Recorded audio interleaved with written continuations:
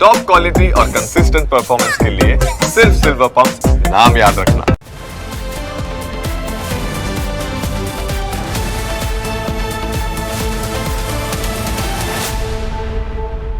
સૌથી પહેલાં વાત કરીએ યુદ્ધની આડ અસર વિશે.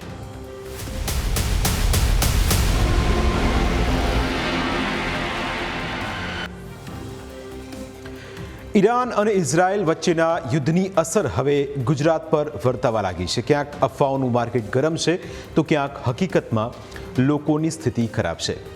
અમે તમને બંને સ્થિતિ વિશે વિગતવાર જણાવીશું.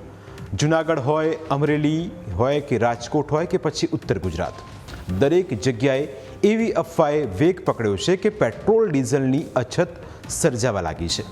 એટલે લોકો પેટ્રોલ અને ડીઝલનો સ્ટોક કરવા લાગ્યા છે.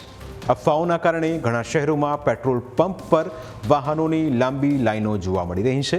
લોકોને લાગી રહ્યું છે કે જો આગામી દિવસોમાં પેટ્રોલ ડીઝલ નહીં મળે તો સ્ટોક કરેલા પેટ્રોલ ડીઝલથી કામ ચલાવી લેવાશે. પરંતુ શું ભારતમાં ખરેખર ઈંધણ ખતમ થવાનું છે? તો તેનો જવાબ છે દેશની ઓઇલ કંપનીઓએ આપ્યો છે.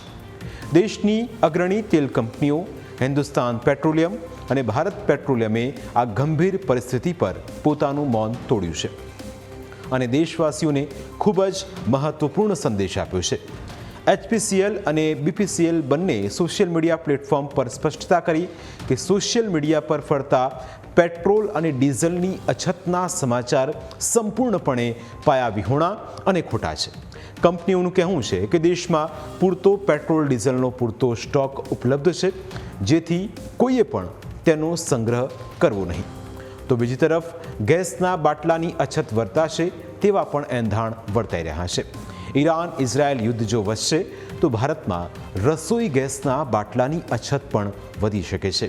આ સ્થિતિને જોતા કેન્દ્ર સરકારે ઇમરજન્સી પાવરનો ઉપયોગ કરીને દેશની તમામ ઓઇલ રિફાઇનરી કંપનીઓને LPGનું ઉત્પાદન વધારવાનો આદેશ આપ્યો છે.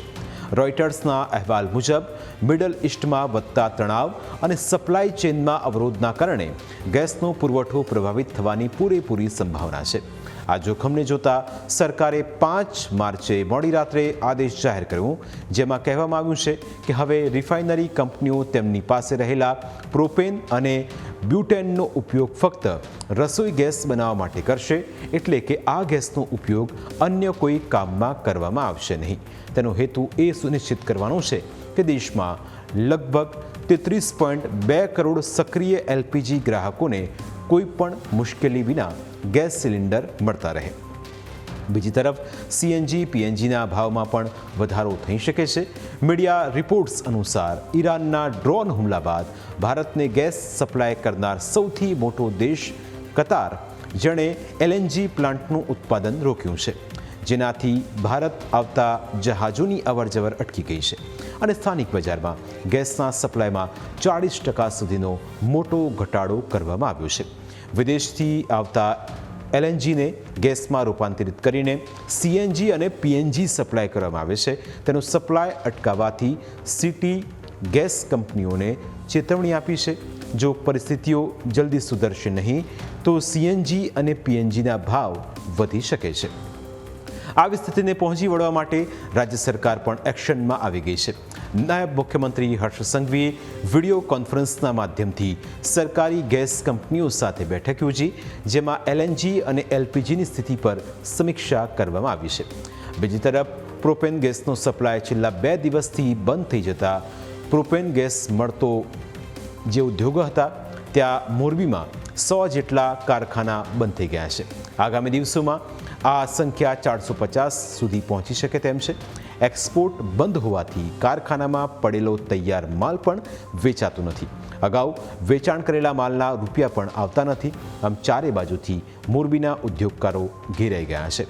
જો કે સિરામિક કારખાનામાં રોજગારી મેળવતા શ્રમિકો કે તેના પરિવારજનો હેરાન ન થાય તેના માટેની વ્યવસ્થા જે તે કારખાનેદારે કે કોન્ટ્રાક્ટરોએ દ્વારા કરી પણ છે. આ સંકટને લઈ મુખ્યમંત્રીએ પણ ટંકારાના ધારાસભ્ય સાથે વાતચીત કરીને સરકાર કઈ રીતે મદદરૂપ થઈ શકે તેના વિશે માહિતી મેળવી હતી. મહત્વનું છે કે યુદ્ધના કારણે સૌ કોઈ ચિંતામાં છે, કારણ કે વેપાર ધંધાને અસર થાય એટલે તેની સીધી અસર કર્મચારીઓ અને શ્રમિકોના પરિવાર ઉપર પડે છે.